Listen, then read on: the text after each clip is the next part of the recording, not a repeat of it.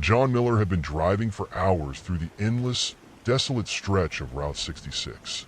It was past midnight, and the only sound in the cab of his truck was the hum of the engine and the occasional crackle from the old radio. The darkness outside was impenetrable, with nothing but the narrow beam of his headlights cutting through the oppressive blackness. The road seemed to stretch on forever, with no sign of life or civilization. Suddenly, a strange, rhythmic pattern of static interrupted the monotony. John adjusted the dial, trying to find a clearer signal, but instead of music or a talk show, the radio began to broadcast fragmented, distorted voices. He could barely make out what was being said, but the tone was unmistakably eerie, filled with a sense of desperation and dread. Help lost. Can't find the way out. The voice was barely audible, but it chilled John to his core. He frowned and glanced at the darkened landscape through the windshield. The road ahead seemed even more menacing now, cloaked in a deeper darkness than before. He tried to shake off the feeling of unease and focused on driving, hoping it was just a glitch in the radio. As he drove on, John noticed something strange. Shadows flickered at the edge of his vision, moving alongside the road. Figures, barely discernible, seemed to flit in and out of the darkness just beyond the reach of his headlights. They were fleeting, almost like mirages, but their presence was unsettling. He squinted into the night, trying to make sense of the shapes, but they always disappeared before he could get a good look. The radio crackled again, and a new message came through, clear and chilling. You're not alone out here. They see you. They know you're coming. The voice was calm, almost too calm, and it sent shivers down John's spine.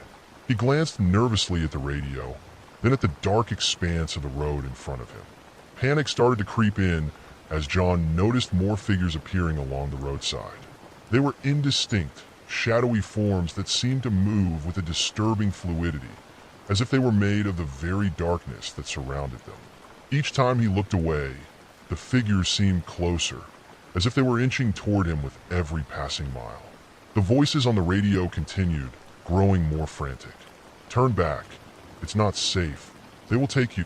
The urgency in the voices was palpable, and John's heart pounded in his chest. He considered pulling over, but the thought of stopping on that isolated stretch of road, surrounded by those ominous shapes, was even more terrifying. As he sped up, desperately trying to escape the growing sense of dread, the radio blared with a final, horrifying message. We tried to warn you. They want you. You're part of the silence now.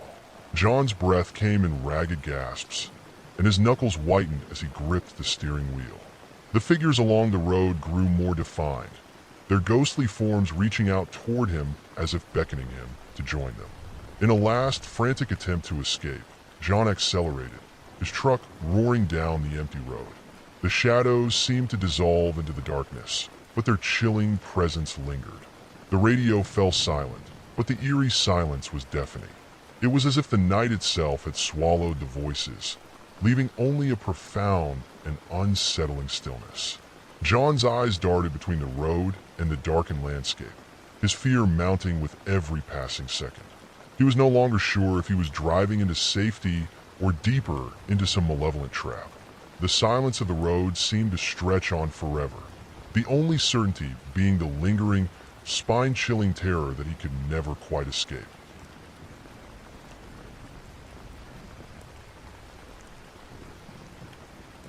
Ethan Parker had been driving down Route 83 for what felt like an eternity. The road was notorious for its mysterious accidents, a fact Ethan had dismissed as mere local lore.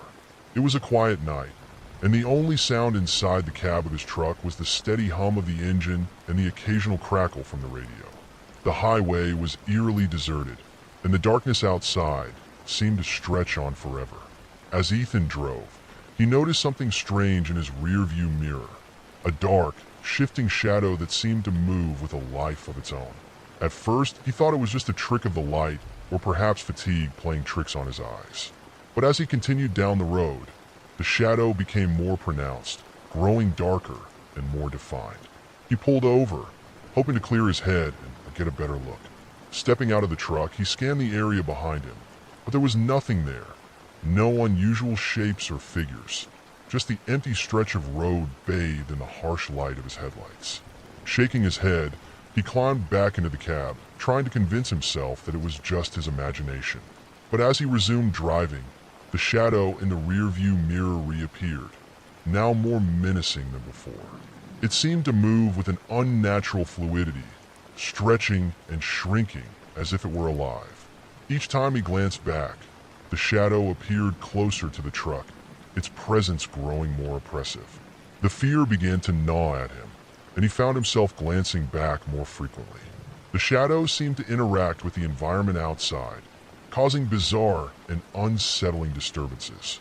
Streetlights flickered ominously when the shadow passed beneath them, and the occasional animal darted across the road in a panic, as if fleeing from some unseen terror.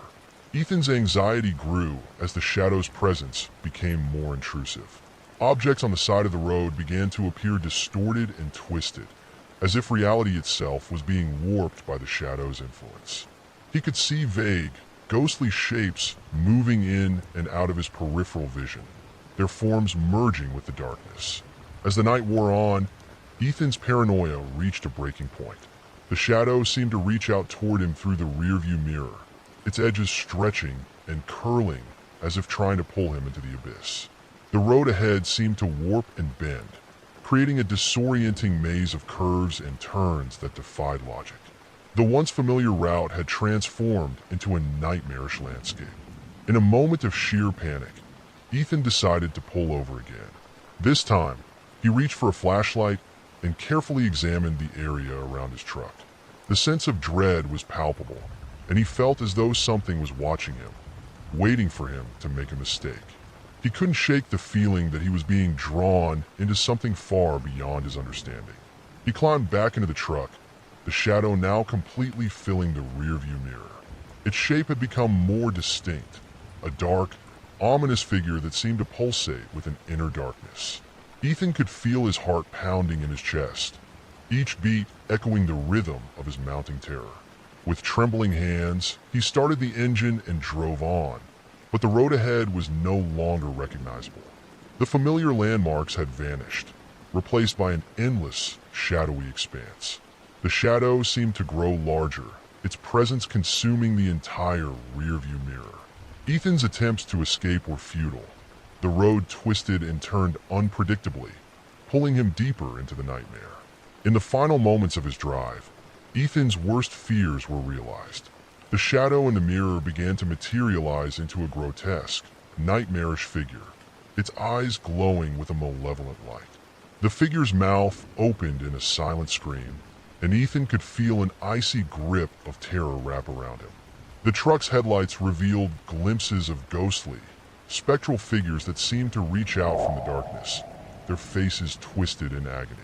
As the truck careened down the distorted highway, Ethan could see the shadowy figure gaining on him, its presence overwhelming. The last thing he saw before the truck vanished into the abyss was the shadow's gaping maw, ready to consume him whole. When authorities eventually found Ethan's truck, it was abandoned, the engine still running and the lights casting an eerie glow on the empty road. There was no sign of Ethan, only the haunting shadow of his final journey, a dark, insidious presence that had claimed him and left behind only the twisted remnants of his terror.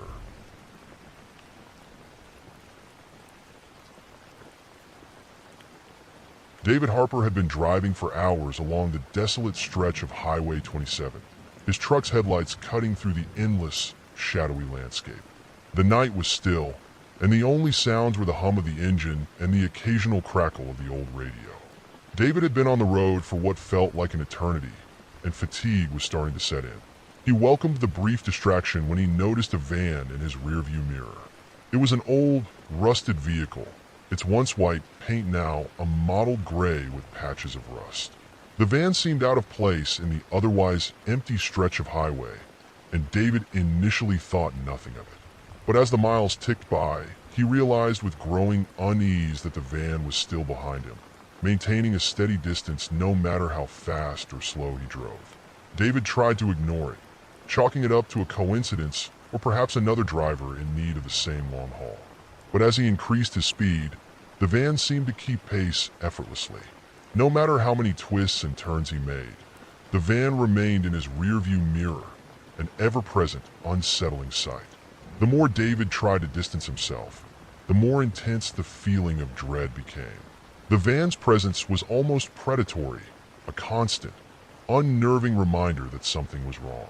He attempted a few desperate maneuvers, taking sharp turns and speeding through the darkened highway, but the van mirrored his movements with an eerie precision. As the minutes stretched into hours, David began to notice something even more disturbing.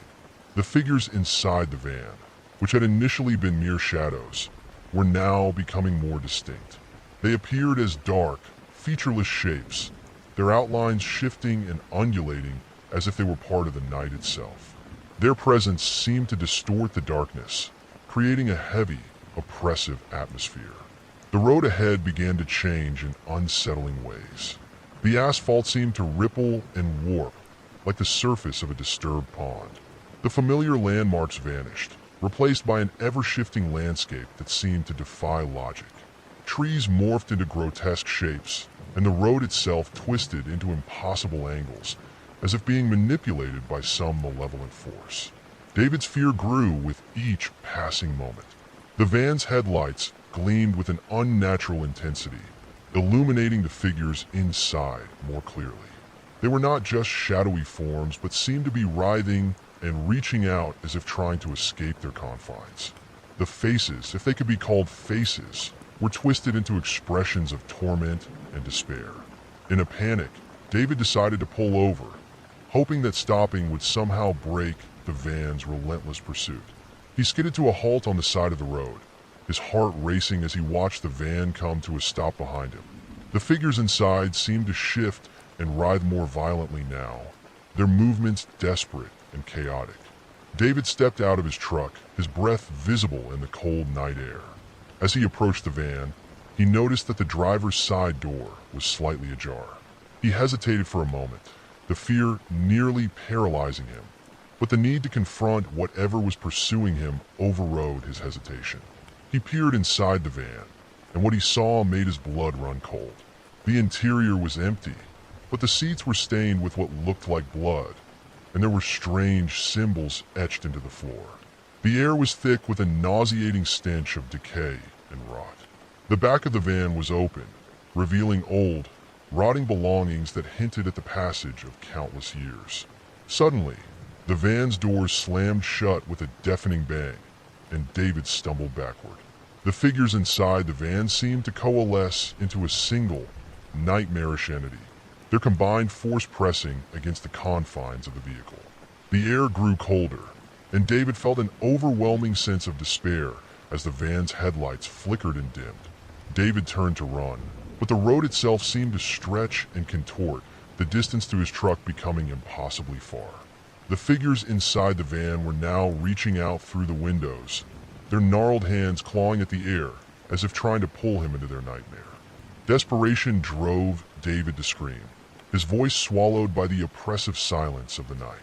The last thing he saw before he collapsed in terror was the van's headlights, now casting an eerie glow on the road, illuminating a path that seemed to lead directly into an abyss of darkness. When the authorities finally found David's truck, it was abandoned, the engine still running and the headlights casting an unearthly glow on the empty highway. David was never seen again, and the only evidence of his encounter was a rusted van, now abandoned and empty, parked at the edge of the road. The van's windows were shattered, and the interior was littered with strange symbols and remnants of a journey that had ended in a darkness beyond human comprehension.